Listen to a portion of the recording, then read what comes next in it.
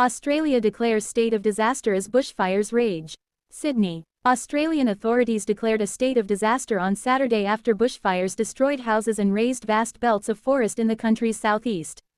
Temperatures soared past 40 C as a heatwave blanketed the state of Victoria this week, with hot winds fanning some of the most dangerous fire weather seen since the Black Summer bushfires of 2019-2020. One of the most destructive bushfires ripped through almost 150,000 hectares, 370,000 acres, near Longwood, a region cloaked in native forests. Fire crews have started tallying the damage, with early reports of at least 20 houses destroyed in the small town of Ruffey, about 2 hours' drive north of state capital Melbourne. State Premier Jacinta Allen on Saturday declared a state of disaster, giving fire crews emergency powers to force evacuations.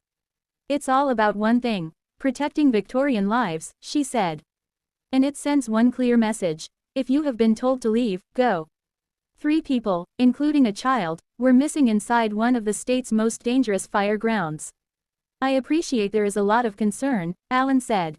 Although conditions had eased on Saturday morning, more than 30 separate bushfires were still burning.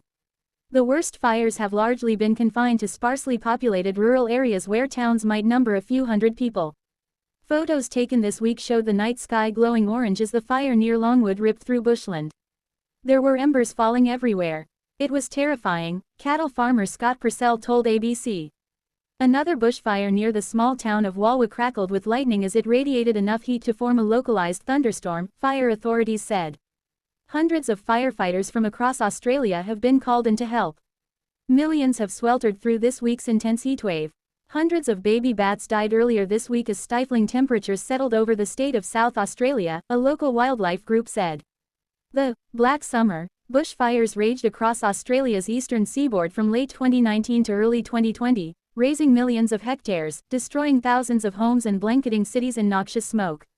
Australia's climate has warmed by an average of 1.51 C since 1910, researchers have found, fueling increasingly frequent extreme weather patterns over both land and sea.